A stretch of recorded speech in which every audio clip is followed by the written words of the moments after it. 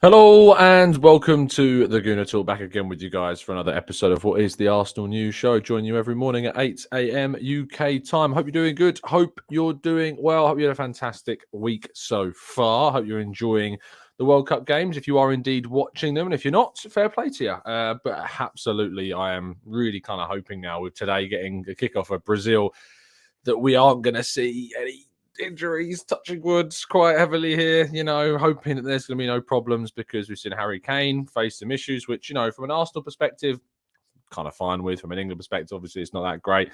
But now we see Jesus and Martinelli entering the competition. We see Granit Xhaka entering the competition with Switzerland as well. And Thomas Partey, of course, too, will be entering the competition with Ghana as well. So lots of football to be played. And, of course, we'll bring you all the latest from the World Cup regarding Arsenal very, very soon. Before further ado, let's jump into the chat box. Say good morning to people. Matt G, good morning to you, to PJ, to Red Star. Good morning to Damien. Good morning to Morgie. Good morning to Harvey. Good morning to Paul. We've got Dave. We've got Olu and Temi and Abdullahi. We've got Hamoud, and we've got Frank and Vivian and Dave and Anthony and Stevie. Good morning to everybody else as well joining us in the chat box as well. David says, hi, Tom. I'm David from Auckland. You are great. Why do I always agree with you? Because I'm right. Sometimes. Anyway, good morning to the rest of you. Hope you're good. Hope you're well. Drop a like on the video. Subscribe to the channel if you're new around here, and turn those notifications on so you never miss a show. Let's crack on with today's stories. First things first, World Cup transfer watch. The piece over on football.london is up, focusing on the performances of Youssef En-Nesyri, Borna Souza, Ferran Torres, and Yuri Tielemans. Head over to the FL website to get your up-to-date look at Arsenal's previous and current transfer targets and how they got on during their fixtures. I don't know why I've not changed the tagline. That's on me. But Takuma Asano, the hero of Japan. I love the fact that heroics is the right word, because coming off the bench and producing what Takuma Asano ultimately managed to do was just brilliant. I mean, can you ever be as over the moon and excited as how Asano looks in this picture? I love it. I absolutely loved the touch, the run, the finish. Asano's not even playing too much with Bochum. He's actually been injured for quite a lot of this season, and it was actually a bit of a concern about whether or not Asano would reach the World Cup finals, because he had been suffering from a serious, I think, knee problem at Bochum, but he did indeed make the Japan squad, as did Tomiyasu, of course, who came off the bench and performed brilliantly off the bench as well. Defensively was so versatile and so strong. But yeah, Takuma Asano, absolutely brilliant. I really, really appreciate the fact that we've seen a player that wasn't ever able to play for Arsenal is now doing great things on the biggest of stages. Arsenal's ladies have trained in Turin ahead of the UCL match against Juventus. Of course, Beth Mead's injury is a big problem, but as you can see in the picture there, Vivian Miedema is training. Hopefully that's an indication that potentially she might be involved. She has been unable to start games recently due to, I don't think the circumstances have been revealed at the moment, but she hasn't been able to start too many games. Hopefully Miedema will be back and playing as soon as feasibly possible. Arsenal are reportedly willing to meet the wage demands of Rabiot, the Juventus and France midfielder. I don't know how I feel about this. Rabiot has been a player that continually seems himself linked to Arsenal day after day after day, which is really one of the indications that kind of it doesn't matter how long reports go on for, he'll probably never move to Arsenal. But Rabiot on the links of Arsenal again, according to Italian media, which in itself is always going to give you a little bit of trepidation, is probably the fairest of words regarding this. So we'll wait and see if Rabiot's move away from Juventus this summer materialises. He was pretty close to signing for Manchester United actually last summer. Maybe he will find eventually his move to the Premier League. Arsenal are being backed to chase the likes of Danilo and others in the January window. A report by Simon Collins in the Evening Standard claimed that Arsenal are expecting to be backed by their owners in the window to go after some of their primary targets, such as Danilo, in the window, which of course is approaching very, very quickly this winter. I keep wanting to say the summer transfer window, but it isn't. Although with the amount of money that Arsenal may have to spend, maybe it'll look something like a summer transfer window. That would be very appreciative indeed of the ownership to be able to push Arsenal to sign and spend as much as we typically do in the summer. Although that said, of course, the targets that are available this winter don't tend to be the same level or of availability as they are in the summer, and tend to be more expensive as well. Moving forwards, and Arsenal are also reportedly linked to Rodrigo Becao, who is a player that I have never heard of, playing for Udinese. That might be me being a little bit ignorant of Serie A, but I've not come across Rodrigo Becao's name, especially considering I think he's now in his mid-20s. He is indeed 26 years of age, Brazilian, hasn't played for Brazil as far as I can see, and has only played 9 games so far this season for Udinese, scoring 1 goal and getting 1 assist. He's a right-footed centre-back.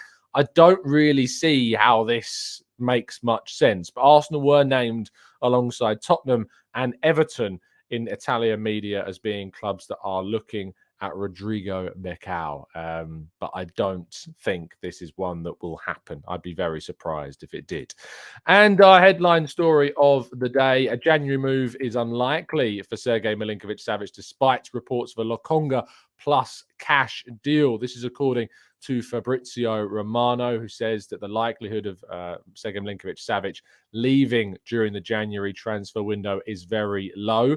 He says, I'm told there were no talks for Milinkovic to Arsenal in the summer, and we will see what happens in the future. But in January, it's going to be very difficult to see him leaving. Of course, Arsenal, if you remember, were quite heavily linked to Sergej Milinkovic-Savic, courtesy of Italian media in the summer, and there were suggestions that a Lokonga plus cash deal was being discussed. I would be shocked to see Sergej Milinkovic-Savic leave in January. It does seem like potentially more of a summer move, and I imagine that they would still be looking for upwards of 60 million quid, if even more than that, to sign the Serbian international, as well gets his World Cup foray off to a start today in their game. So yes, very interesting stories. A lot of big names being discussed and being talked about in the world of Arsenal. However, we are still waiting for further clarification on who Arsenal's primaries will be. It seems as though that Danilo remains that key option.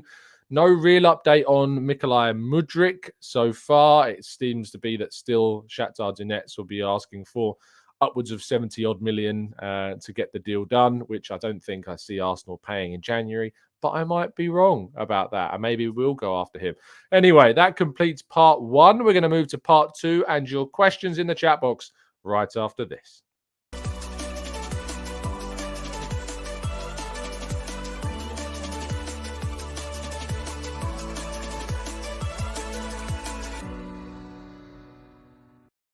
Okay, I had to leave up this comment from James Monroe, who says, morning, Tom. I'm in France at the moment and still managing to catch you in the mornings, which is great. Thank you for that, James. He says, the missus just sarcastically said to me, it's like we never left your house. I assume that's because my voice is coming through your device. I'm so sorry to be such a constant pain, James, to your missus. But thank you, Mrs. Monroe, if it is indeed Mrs. Monroe, for allowing James to watch the morning shows. I very much appreciate it.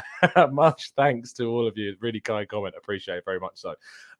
Let's go into the chat box then and take some of the questions. Leopold says, Tom, what do you think of the comments made by Leandro Trossard's agent? He added that if Trossard is to be benched for even 3 games, it would be a problem. Yeah, this is in response to his agent basically talking to the media in the last few days or so. I think he mentioned how Arsenal were very interested in him when he was a younger player, but ultimately didn't get a deal done. And he eventually has moved to Brighton, of course, but that he would not be happy being a bit part player or a rotational player if he's on the bench for anything like 3 games. It would be a big, big problem for him. So I don't necessarily see Trossard, therefore, being open to a move to Arsenal, knowing what's ahead of him and knowing what competition is also there for him. So I think that would be a bit of an issue. He cares more about playing than potentially the club that he's at. So it'll be intriguing to see where he ultimately moves to.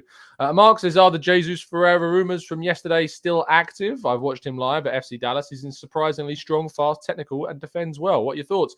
Again, as I said, when we talked about the links to Jesus Ferreira, I've not necessarily seen enough of him to suggest that I think it's a good or a bad move.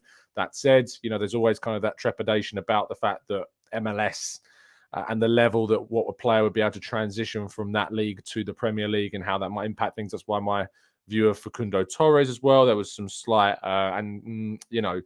apprehension about that move. And I think the same thing would be for Jesus Ferreira. But you shouldn't rule out players because of the league they play in, ever. Absolutely, you can have some caution or some anxiety maybe about it, but you shouldn't rule them out because we've seen players come from the US and North America as a whole and do really well in the Premier League and across Europe. But I don't know about the legitimacy of the links.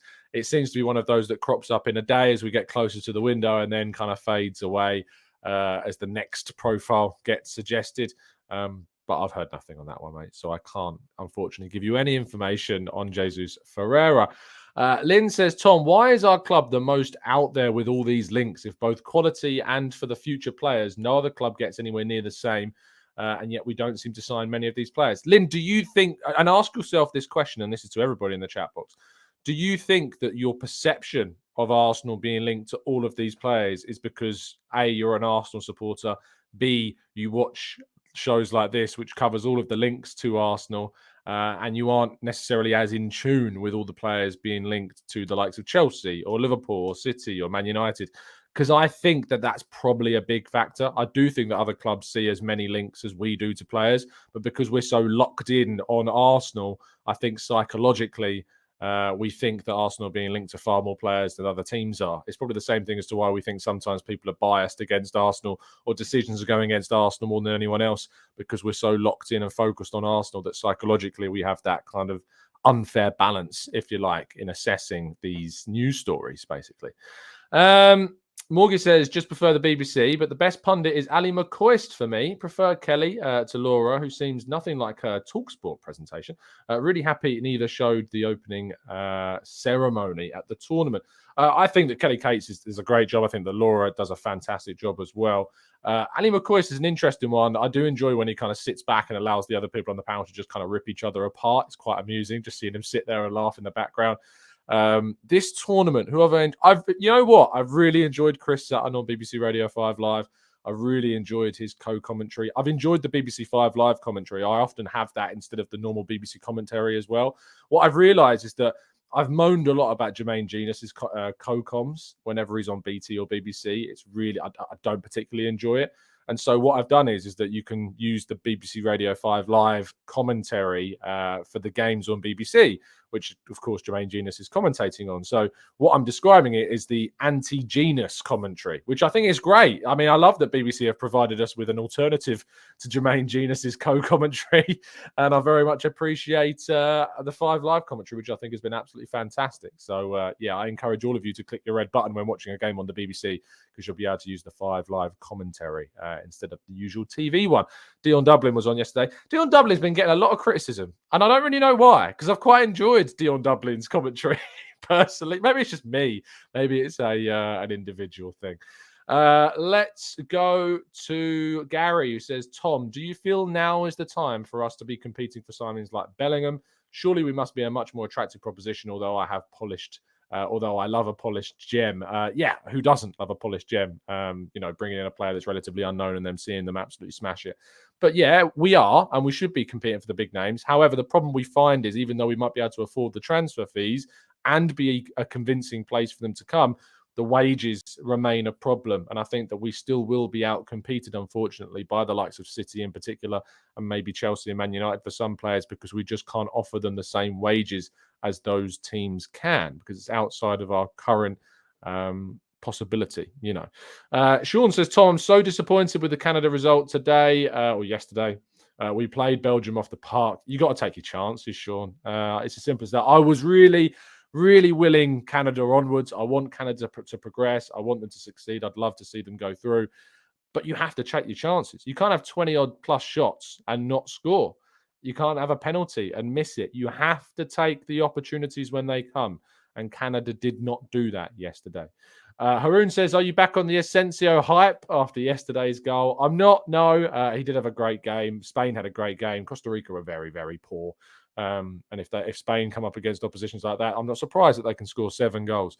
But it was a good finish from Asensio. Keylor Navas arguably could have done better getting a hand on it and pushed it round. But overall, really strong performance. I talk about it in a little bit more detail with Torres in our morning report over on football.london. So make sure you go and give that one a read. Vanajiti says, with the high inflation rates putting up the cost of borrowing, will this impact on the next couple of transfer windows with a worldwide recession being talked about? Interesting question. And honestly, I'm not an economist. You know, it's not my area of expertise, but just from kind of my very low level expertise in any of it and kind of just the regular man off the street, if you like, reaction to that. Is inflation, is a recession going to impact on the footballing world and transfer fees and transfer windows? To be honest, I don't think so. I just can't see football being affected like, you know, everyone else is in the world, because the numbers are just so high. The money stays high. Advertising stays high. Revenue stays high. The only thing that you think might be affected is match day fans who can't necessarily maybe afford to go to the games like they usually would. But I'm sure for every fan that can't, there's someone else willing to come in and pay what the other fan that unfortunately can't afford to go and fill their spot. So I don't necessarily think that football will be affected, but that comes from a very naive, uneducated point of view. So certainly don't take that as gospel. Tammy says, with Smith, oh no, it's a question about Smith Rowe. With Smith Rowe back in training, do we still need to buy a wide player or should we focus on midfield? We need to buy both, Tammy, is the short answer to your question. We need to buy a versatile forward and we need to buy a midfielder. That's as simple as that. Off the back of the Smith Rowe thing, there was a lot of comments left on yesterday's video basically talking about my views on Emil Smith Rowe and how I'm not convinced that he can play in that left 8 role in the future. For the record, it's an opinion, you know, and I get very frustrated when people kind of twist my words, and that's why I maybe got a bit agitated on yesterday's show. I'm not saying that he can't play that. I'm saying that I'm not yet convinced that he can. And I think there is a strong difference between the two. So let's not misinterpret this. I also did go and write a piece yesterday all about Emil Smith Rowe and my reasoning behind that. So it did spark off an idea of my mind to write an article on it. So if you want to go and kind of read my full thoughts on the Smith Rowe debate, I did write up a piece yesterday in FL, so you can go and read them there. Let's go to World Citizen, who says, morning, Tom. If Spain go deep into the competition and Asensio continues to start and perform as he did yesterday, would you change your mind on him being a good option for the versatile wide forward? I don't think so. I try not to get drawn into World Cup form. I really don't, especially for players that I know aren't particularly doing the best on their club level. I think that the World Cup's good for finding some hidden gems, but established players that we kind of know about and that have got relatively not the best form going into the tournament, I don't let the World Cup form skew that too much. I try to be careful on that. Let's go to Mark, who says, when Man United were letting Cristiano Ronaldo go, there were pundits saying that Arsenal should get him. For me, that would be horrible. You agree? Question mark. Anything to this, or is it just chatter? There's nothing in regards to my understanding of Ronaldo to Arsenal, none at all, and quite rightly. And I think it's mental that anyone would seriously suggest that Arsenal should go and sign Ronaldo. After everything that we've done to cultivate a team of unity and with the mindset and the mentality that we have, the idea of fracturing that with the addition of a player that could not be more disruptive on the planet than Cristiano Ronaldo, I just think is naive. I think it's ignorant of what we've done so far. And it just strikes me of kind of a video game mentality, if you will, in probably the harshest sense, because it's just not worth it. It really is not worth it at all. Matt says, Tom, why do you hate Emil Smith Rowe? Chris says, Smith Rowe, that guy who is 100% not an 8. Reese says, Tom, do you think that Patino could be as good as Bellingham? No idea. No idea. He's a great talent. You know, he certainly could become great in the future, but there's no way of knowing if he's going to reach that level. No way of knowing whatsoever. James says, thoughts on a TGT meet up at a local near the ground? Could do a live Q&A post-match. James, I am hopefully planning a summer live show. That is my aim. That is a dream for me to be able to put on a live show of the Gooner Talk. I want to do it with Harry as well in kind of a Canton and Simu style show with some guests. If I can convince Mr. Clive, maybe if he's listening, to come on to a live show in a panel with us, maybe he would be up for that as well, and get some other fantastic guests too to join us. You know, that would be a dream scenario for me. So I'm thinking about it. I said that as a celebration if we manage to hit 50,000 subscribers, which we are on track to do for the summer. It would be amazing if we could reach that by then. Then we do kind of a 50K celebration and a live show in London. So I hope to do that. And it is certainly on my list of things I want to try and organize for next year. Mohammed says, Tom, you keep saying that we can't compete on salaries with other English clubs, although we're on circa 85 million and salary budget, while City is on 144 million, Liverpool and Chelsea 150 million, and United 212. Yeah, I mean, look at the difference between City, Liverpool, Chelsea, that 150 million kind of mark. We are currently 65 million quid off that a year. It's a lot of money. It's a lot of money just for wages. So we are considerably off that. We're kind of that level below. You have Man United paying silly money. You have those three on a relatively high Premier League wage bill. And then you have us next. And below that, I think, is probably Spurs. I mean, let's have a look at the Premier League. Premier League wage bills. There is usually a table on SpotRack or something like that. So a quick check. Yes, indeed, SpotRack do have one. So Man United, Chelsea, Manchester City, Liverpool, Spurs are actually higher than us, apparently. They're on 107 million pounds a year. Ours has gone up to 95 million pounds per year. Villa are next on 81, Leicester 69, West Ham 68, Newcastle 65, but I imagine that will shoot up in the next few years or so. Bottom of the Premier League is Leeds, Brentford. I'm looking for any others. Brentford, it looks like, are the lowest on 15 million a year. That is very low. So there you go. That gives you an insight into what the wage bill is currently like at the club compared to some others. It is a very interesting kind of metric looking at wage bills, because despite the fact that I think Arsenal are willing to pay big money for big players, it is that wage consideration that needs to be balanced. When you've got, once you pay a big fee for a player, it's done, it's gone, you've invested it. But with wages, there is such a big kind of balancing act to play with the rest of your team that you need to take into account. No matter how much a player is worth, doesn't really come into things, or how much in terms of we paid for them in the dynamic of the club or the squad. But wages are a really psychological and sticking point in contract negotiations with other players, with other, in the same team. If you're earning less, but playing more than someone else in the squad, it becomes a bit of a negotiation tool for agents. So it's important that you continue to balance your wage bill and that you don't overpay for players. And the 19-year-old Bellingham coming in and becoming our highest earning player, I don't necessarily think strikes Arsenal as a sensible bit of business for us to do, to be honest. And I completely understand why. Francois says, at this point of his career, Ronaldo is like Trump. It's about him and him alone. He wants to join Arsenal. What, Trump wants to join Arsenal? He would have won the Premier League for us if we do win. It's all about his legacy, nothing to do with Arsenal. Wow, that is quite the statement. Trump wanting to join Arsenal.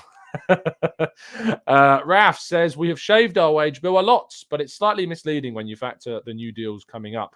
I think if we get Champions League, we will compete with wages. We will just adjust them based on where we finish. We will, Raf, but I mean, the difference of 65 million pounds between now and, those being closed in the summer, it's not realistic to do that. It's not realistic to sign a player who's 19 years of age and become your highest paid player at the club. The dynamic of that doesn't work. Yes, Saka's going to go up to triple figures. Yes, Martinelli's going to. Yes, Saliba hopefully will as well. And that is certainly going to raise the wage bill. But it is important that you still balance things, and it's going to take a couple of years. I'm not saying that we won't ever get back to that level, or you say get back to because we've never been there, or just get to that level. But it is going to take a number of years, and that won't start with a 19-year-old being made our highest paid player.